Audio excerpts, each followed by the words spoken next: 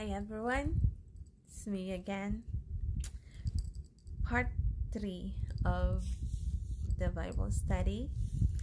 The quiet time that I had, that I want to share it with you, it's about people. The title is People. Even as God gave the law, He did it through His glory.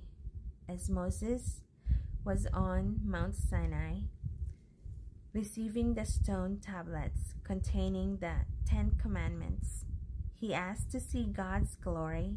Exodus 33 verse 18.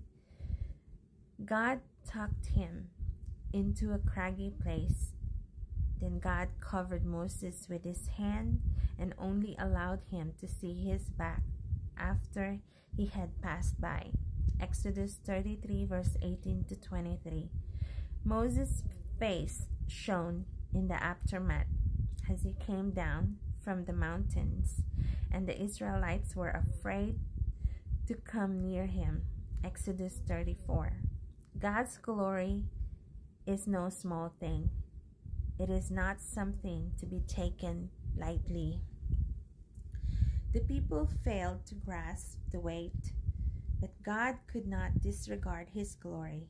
He dwells in an approachable light, 1 Timothy 6 verse 16, and He fiercely defends His glory, His name, Isaiah 42 verse 8. Number 2, the Old Testament gives us a glimpse into God's mercy. God would have been without fault if He had simply said goodbye and good luck.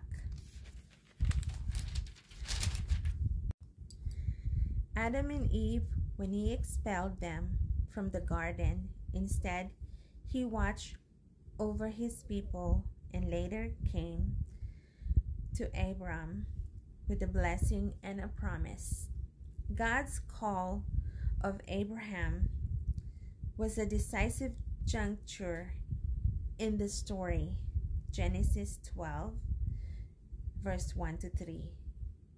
Were it not for God's initiative, humans would have been lost in sin, forever and doomed to destruction.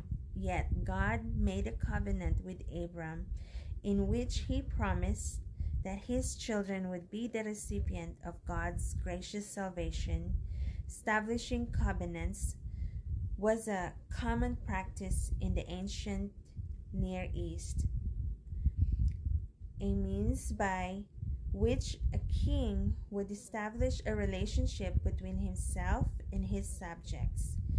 In these agreements, the parties would initiate the terms of the relationships, the responsibilities of both parties, the blessings that would come to those who kept the covenant, and the curses that would result from disobedience. God, in a breathtaking act of love, entered into this kind of relationship with this sin-stained people. God selected Abram and called him to leave his pagan city and to travel to the land of God's choosing, where he would receive God's blessings and become the father of a great nation. Abram believed God and was counted righteousness as a result. Genesis 15 verse 6. God pledged His covenant faithfulness and bountiful love to Abram and his heirs. Genesis 17. More astounding is the fact that God's promises were not predicated on Abram's obedience. Rather, the covenant promises were based solely on the character and generosity of God. God made promises to Abram, even changing his name to Abraham, which means father of a multitude. Genesis 17 verse 5. God does not break His promises, since His steadfast love endures forever.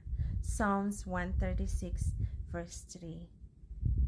So the part 3 There's more part 3, and thank you for watching my videos. Have a great day. God bless.